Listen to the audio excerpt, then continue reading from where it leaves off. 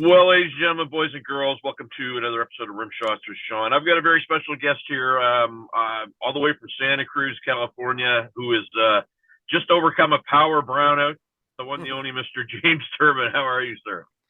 I'm good. Yeah. Power aside, I'm good It to happens go. to everybody. It happens to everybody. I guess that's the price you pay for nice weather. So we're about to get winter up here in Canada. So thank you for doing this. And I guess right out of the gate, Clean Break is a project that your guy John sent to me a week or so ago, and I had a listen.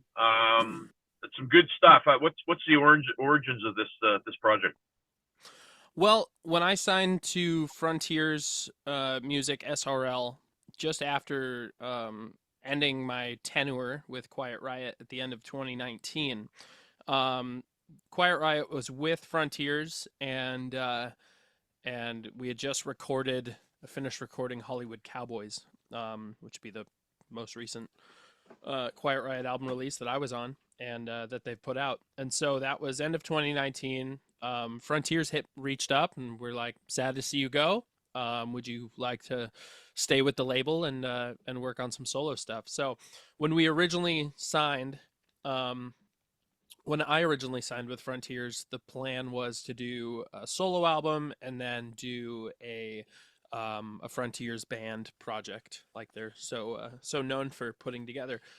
And so the solo project is my solo outfit Durbin, which is all traditional heavy metal, and then they wanted to do something a little bit more modern, a little bit more American metal, which became Clean Break. And so our first album that we put out was a year or two ago, and that had myself on vocals, Mike Flintz on guitar, as well as Perry Richardson on bass, and Robert Sweet on drums, and the two aforementioned from Striper, and and so that record was great, and we wanted to do another round, and I just put out a second Durbin album earlier this year, and so that will be followed by this new Clean Break album coming out October 11th.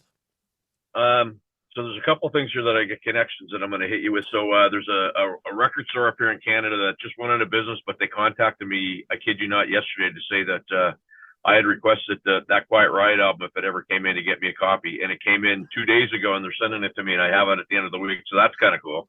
Nice, right Um, on.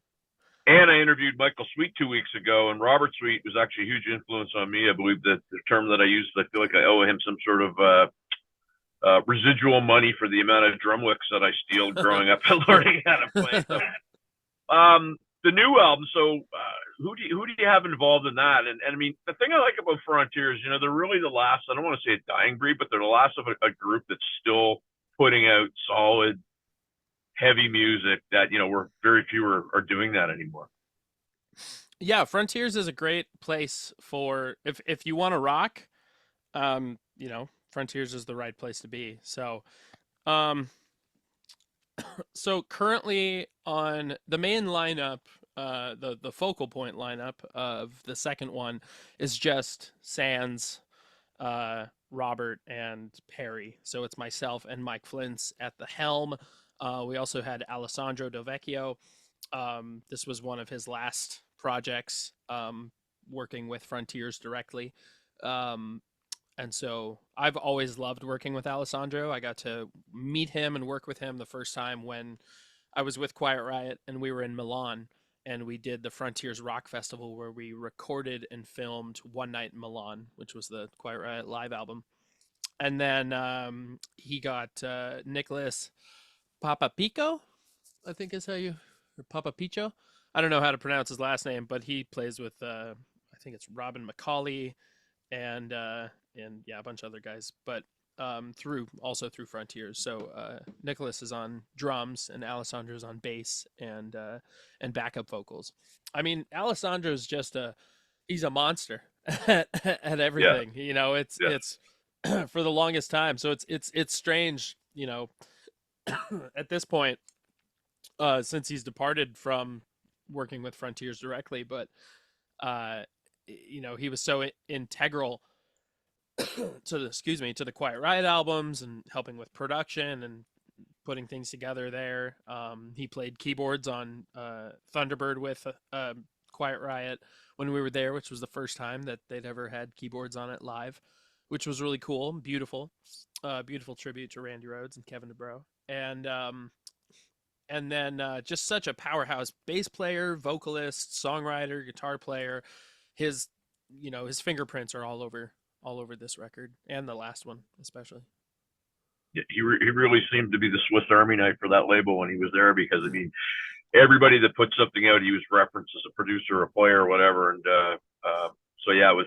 I guess sad to see him go, but he's still doing some neat things, so that's great. Yeah. You've probably been asked the Quiet Riot stuff to death, but I don't really want to go on that because you're promoting the new stuff. But would you say, take apart? You were there 2 years.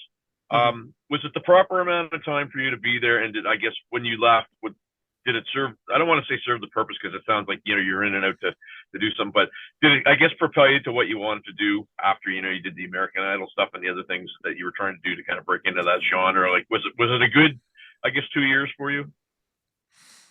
The good of it was definitely, and Yeah. it's I live such a I try my damnedest to live with positivity, easygoing, try to maintain my anger. Um, and that was made difficult. Um, but there was a lot of fun. Yeah. I choose to look back on the fun because I know why I left. I know Yeah. why I know why it stopped being fun for me, the majority of it. And there was variables. Frankie got sick, and I had already made up my mind that I was going to leave, and after that year, and then Frankie got sick, and then it's like the morality of like, am I making the right choice because he's in this situation, and am I letting down my bandmates? But I'm I'm paying my rent with a credit card, and I'm not supporting my wife and kids. We moved Right. out of state to another fucking town. We moved from Santa Cruz, California to Brentwood, Tennessee, outside of Nashville, to make touring easier because most of our shows were on the East Coast, and and playing 2 gigs a month, raising a family, wife and 2 kids, and renting, and like you think that you've really made the dream, but the dream is like not having to worry about money because your work is fulfilling, and then you just get to have fun and enjoy being a dad and enjoy being a husband, and work is second. Now I'm in 8 bands, a lot of cover, a lot of tributes, and I love it. And I'm constantly thinking of new bands to create and new avenues and ventures to do. I've got 2 bands with Frontiers, Durbin and Clean Break. I was on Alan Parsons from the New World record, which is a song that I co-wrote with Alan's business partner Julian Kolbeck, and then was on Magnus Carlsen's Freefall, the most recent one. Uh, I've enjoyed a hell of a lot of stuff. I guess the Frontiers relationship is due in part to having worked with QR. And I have nothing but love and respect and appreciation to Alex Grossi and Johnny Kelly, who's there on drums now, and Chuck Wright, who was with us on bass, and Rudy Sarzo, who's I've never met, but just through texts and tweets and Instagram, he's been nothing but just the kindest person. And even to Frankie for offering me the position. I know he was in a pickle. He had reached out to me originally to sing for them, and then I had just signed a contract to do something in Vegas, and couldn't make both work. So um, it was meant to be, because I met Alex Grossi in Vegas, and we started a songwriting team, and we're pitching songs to movies, and ended up putting out an EP, which I just listened to, which was great. It's called Maps to the Hollywood Scars, Volume One, and Love it. and then we also, Alex and I did a tribute to Benny Mardones before he passed away, and we got it in his hands. We did a cover of Into the Night under the name The New Strange, and had a B-side on there. And we had like a top 5 hit in Hungary. So like, Wow. and yeah, it's Yeah, there's so much good, and I was just telling somebody a story of being somewhere with them, and I was 27 when I joined. So like, and I'm 35 now and I still enjoy the same shit. Like going, if we're playing a show that night and there's a arcade across the street, you damn your ass I'm going to go to, play skee ball and race go-karts. And so like to get these grumpy old men out of their rooms, to stop watching CNN, stop complaining and talking shit about who we're playing a show for and where we are in the country, and letting their politics and their bullshit lead them. Like I instead got them out and got them to like have fun and like get like, game tickets and like buy Tootsie Rolls and Chinese finger traps. Like it's that's the funnest part for me, is like looking back on those memories. And even when Alex was going through family troubles, and like that relationship, that closeness, that brotherhood, watching the Into the Night Benny Mardones music video and picking it apart frame by frame and laughing our asses off, in the middle of nowhere, somewhere in the Midwest. Uh, and like just all these funny little things that totally topple, whatever um, difficult things I was going through at the time, because I have that like clarity and time has passed, and it's so much better to let things go, to live in the present, and to like look, the thing that I want to get most in life isn't money, isn't fame, it's wisdom.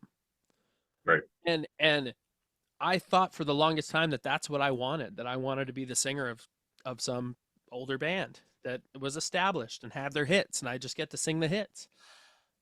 That's hard. It's hard work. It's hard work to stand in the spot where somebody else stood for so long, and somebody has an expectation and you're not it. And you have to prove yourself for 2 hours, when all they want to hear is come on, feel the noise, bang your head, and maybe mama, we're all crazy. Like one time we played a whole show. We were playing Metal Health in its entirety. Quiet Riot had been forever. Every song off of Metal Health. And then with the exception of Battle Axe, which is just a solo. But um, and then we got off stage after playing the Brat Fest in Sheboygan. This guy approaches us after we finish a 2-hour show, and he's like, "What the hell was that? You didn't even play the hits." We're like, "Sir, we played all the hits.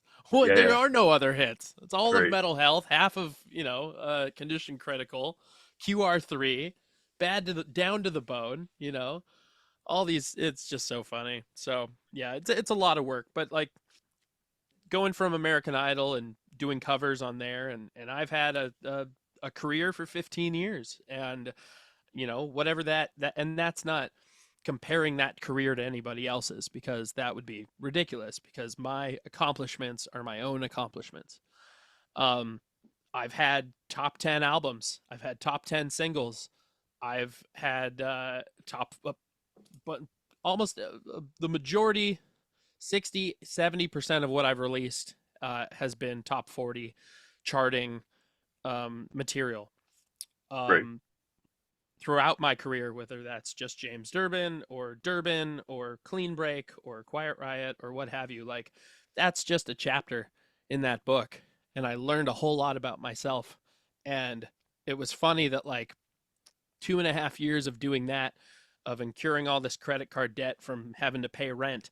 And in 2020, the year, the year of our Lord Voldemort, um, like when everything went to shit and everyone was out of work, like I buckled down and I did everything that I could, and I booked backyard parties and I signed a record deal, and was working on an album and did all these live streams and saved all of my money, no longer having to incur the credit card debt from touring and living the dream, and bought my family a house Wow. in our hometown in 2020, almost a year to the date from when I left, and took a chance out on myself and said, you know what, this isn't everything. If you think this is something that you want, you'll quickly learn. And I just, from then on, it's a constant reminder to just like give it to God, take a step out on faith, do the thing, and if God opens a doorway, you just you walk through it, you see what's on the You other side. you covered a lot of racetrack there, because I tell you, it's you know a lot of people. think, oh, you said, oh, living the dream and stuff. And I think without getting into too much, positive mental attitude, people don't know what the dream is because they just think it is. They don't know what their goals are. They don't know what's going on.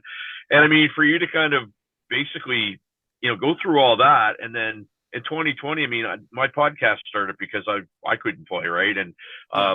one of the themes was, if you're sitting around feeling bad for yourself, when everything opens up, it's not going to be good for you. If you're taking advantage of technology, you're doing new things, you're going to have success, and Yeah. you're basically a living, breathing, walking, talking, singing version of that. Yeah, exactly. I mean, I went from then from like being in, I guess, three bands. James Durbin, I do a solo thing, James Durbin Unplugged. I consider those separate. I have a cover group called the Lost Boys here in Santa Cruz, and then was doing QR. And so that was four. I lost one and added five in 2020. So, there's no excuse, but just if you want something, if there's something that you want more than anything in the world, like the universe responds. If you call that God, which I do most of the time, um, it's energy. Energy flows, energy reacts. And what I really did was I wrote my intentions. My wife Heidi had been urging me to write my intentions. We have watched The Secret and The Power of Now and Eckhart Tolle and Oprah. Um, and I wrote my intentions, and I like reading them in podcast interviews, and I have them on my computer ever since I wrote them. I taped them to my computer, and if I'll be damned, it wasn't even a week later after writing my intentions and being so intent on knowing for the first time in a long time what it is that I really wanted that I was hit up by different bands that were like, "Hey, we're in need of a singer. I know you just ended, a situationship, and this might not be what you're looking for, but we'd love to have you." And my intentions were, I, James, will and intend to have financially successful tours with an easygoing band. That's like number one, numero uno. Number two, have multiple concerts booked each month. Number three, opportunities coming at me. And four, too much fulfilling and financially satisfying work and stability. Like the basics, the most basic things of what I need to provide for my own sanity. Uh, Not a ton, but a little bit of ego, and more importantly, just to know that like I'm okay, and the people that I need beside me are also okay.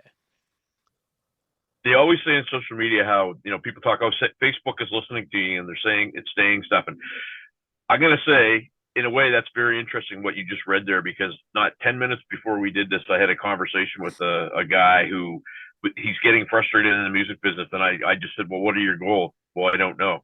And he didn't have them. And, and then boom, you come on and you say that. So, I mean, it's one of those things where it's true. People want to think it's weird and whatever, but it's true. If you can't see it, you can't do it. So that's amazing. Yeah.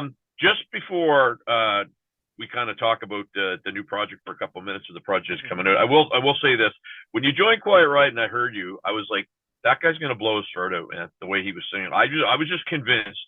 And everything that I saw, you sounded like it was just like it sounded effortless. Is that Thank your you. sweet spot? Is that where you like to be? That high register, kind of doing that? When I was 27, yeah. When I Fair was enough. Yeah. 27, it was great. I was listening back to some live stuff, and it's also like it's the repetition. When you Right. have the reps, and that's what you have to be like. When I didn't sing my solo metal stuff for a while, between albums, like it's kind of a studio thing, and I've done three, maybe four shows with it in the last 3 years. Um, like if I'm not doing it, it's really difficult to get that rep up because there's Right. some really high shit that I've written for myself to try to, recreate live.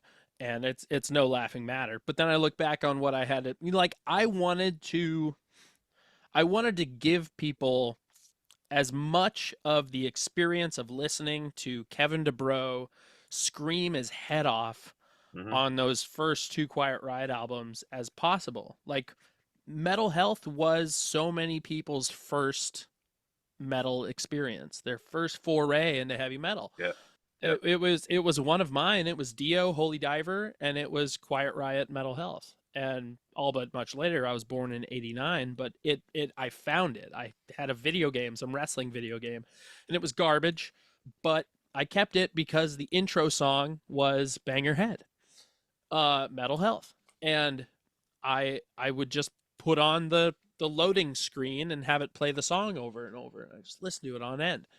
And then I saw a picture of him, and I was like, all right, I like this guy. He looks like Gene Wilder, and I was crazy about Gene Wilder when I was a teenager. And he's Gene, but Wilder. Yeah.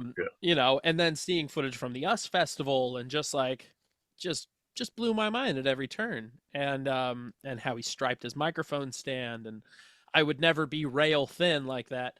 But yeah, I like food and can't stand the smell of cocaine. But I there's like there's so many factors of Kevin in my life, Right. and his influence. And so to get to stand there where he stood singing his songs, that was incredible to me. But I wanted to sing them like he sang them. Like, I wasn't gonna voice mimic him, but I started like putting the microphone stand in my mouth and like chipping my teeth on the mic stand, which was dumb, but like doing that, throwing the mic stand up, using a mic stand, striping the mic stand, different things like that that were like, these are quintessential Kevin and QR things. And that he invented. That was his band. He started the fucking band with Randy Yep. and Drew and Kelly.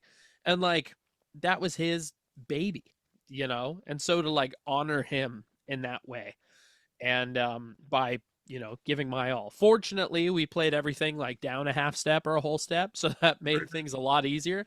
But to Yeah. hit those notes like in Condition Critical, before it goes into the solo, there's some super highs. And Yeah. it was also like you start the show and you're not fully warmed up, so hitting a big note and then traveling through that, it's definitely hard to navigate. And I do, I these days I enjoy singing with a lot more bass in my voice. But Yep. it's I the highs are, I like to pick them. I like to pick when the highs happen and not do it every song, because then it makes Yep. it special. That's Then a I fair don't have to statement. maintain throughout a 2 hour show. James, I would love to get your take on something that's been in the media here for the last couple of days, and it's the Rockin' in Rio thing with Journey, and I saw it, and I mean, I saw that guy. I'm in Halifax, Nova Scotia. I saw him a few years ago, and the guy was incredible. And Yeah. um, you know, to take one show and just go, he's washed up, to me is ridiculous after you've seen a body of work. But as a singer, I just kind of like to get your take on that, because in this day and age of video phones being out right away and blabbermouth and all these things, what's your 2 cents on that? Well, the blabbermouth internet community is a cancer to to anyone that's creative. But also, I heard a great quote from Gary V, and he said, "If you are playing on the field, do not be concerned with the opinions of those chewing popcorn in the stands. I love it. Like, they do not matter to you. If they Yep. are a fan of you, you just keep doing you. If they hate you, you just keep doing you. The only person that's going to make you happy is you. Mm-hmm. It's not going to be some outside source of if what you're doing is great or what you're doing is terrible. Like, don't let that lead you. Even if like you're getting adored, or even if you're getting uh, tomatoes thrown at you, like, just keep doing you. So like, I had been hearing about it, and I didn't actually look and see what the thing was, the performance, until this morning, actually, just before going into the gym with my wife. But like, I listened to it and I was like, okay, I know exactly what he's doing. His voice is tired, and so he's trying to like do, and I do it all the time. When your voice is tired, you try to like sing beyond the melody Hmm. just to like you're trying to get those notes out and warm yourself up, but it totally happens. It happens all the fucking time. Your voice is an instrument. You're traveling, you're in airplanes. Airplanes are the worst. If you've got to fly and then play a show, not even a humidifier can help that. You can sit in the shower in a steam room or a sauna, and it might help, but like the voice is an instrument. Like what would Neil Sean consider quitting Journey if he broke a string during the solo on Don't Stop Believing? Yeah, No, right. this shit happens. Again, it's you've got a bunch of keyboard warriors, as the term goes, and it's real easy to talk a whole lot of shit from behind a computer. If you've worked your whole life, and he's been the singer of Journey longer than anybody, and he's contributed, his time, his energy, his voice, his hairline. Luckily, he still has one. I'm not so lucky. I contributed my hairline for 2.5 years to a band and fucking lost 2 inches of it. So, um,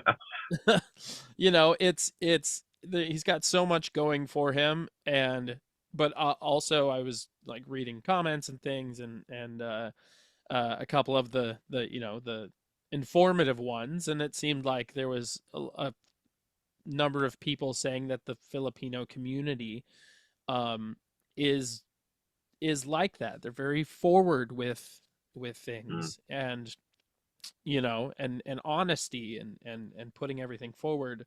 If they did bad, they want to amend for it. So like I can understand that from a cultural position, but Mhm. like it's one show. If he had not posted anything about it and ignored it, no one would be talking about it. That's fair So ball. it's you bring about what you sing about. And it's Don't Stop Believing. There's another thing called, if you can't fucking sing it, put the microphone out. You got 150,000 people that know every fucking word to that song and will sing it for you. Absolutely, man. And you know you what? My know? my thought was, if when I was in high school, if I had found a guy that sounded like that, I would have took him in a heartbeat. It would have been amazing. So, Yeah, yeah. it's Squeals crazy. and all. Like if you, Right. yeah, it's and another thing, you've got fucking Dean Castronovo on drums. Like just Yeah. Dean, Dean, sing the Yes. next chorus. Throw it to him. Absolutely. You won't be pissing anybody off. No. I honestly, I don't. I've heard. I don't know. I know how band leaders can be.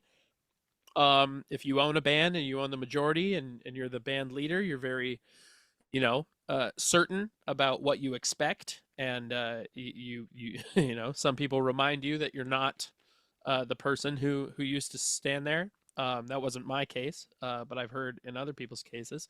Right. Um, and so I don't know if there's any pressure from management, but yeah, I've experienced that before. Pressure Fair from enough. management when you mess something up, or even if you let the audience sing. If it's not there, Jeez. you're really, what the fuck? All the rules. This is a All the concert. rules. What do you mean? This is rock and roll. There's no rules. Just fucking make it sound good and be happy. Shut up. Like we Exactly. made money, right? We didn't die. We're good. Yeah, we're happy. Um, So last question, sir, because I know I don't know if you're doing your podcast today or not, but Uh huh. plans for this new project, and are you going to be taking it on the road? What's the plans for the go forward? It's a studio thing. Okay, Yeah, there's no plan or possibility that I know of being able to play it live. It would be cool. I'd certainly love it, but I know everyone that's in it's got families and kids and everything. So yeah, it's a studio band and a studio album for all intents and purposes, but enjoy it in your ears, enjoy it, stream it, play it, steal it. I don't care. Listen to it. However you want to listen to it, listen to it. We got paid. So we've seen all we're going to see. No. And so yeah, it was a great project to work on. We all had um a blast working on it, and You know, I'm very appreciative to all the songwriters that contributed, and it was a lot of fun to interpret these songs that they wrote. So, where are the folks that are watching this going to find out more about James and what you're going to be up to, and even your podcast? I'll be honest with you, I had no idea that you had that on the go. I'm going to have to tune into that. Yeah, we got it. We're this today will be the release of our 8th episode. It's my wife and Nice. I. It's this right here. It's the Nice. Music and marriage. There you go. Music and Marriage with Heidi and James Durbin. So it's my wife and I. We talk about shit and we talk shit. So we've had some friends on. We just kind of talk about what we have been up to and in our daily lives and music and the marriage of it all. We just saw the Green Day Saviors tour with the Linda Lindas and Rancid and Smashing Pumpkins and Green Day. We were in the pit, so we're talking about that today. And standing on our feet for 8 hours at a music festival for 2 parents of 3, and just how brutal that was. But it was all so worth it. We were 6 feet from Billy Joe at the front of the thrust of the stage, and it's just a culmination of both of our lives of being lifelong Green Day fans. And my wife and I were 9 years apart, but we both got into Green Day at the age of 14.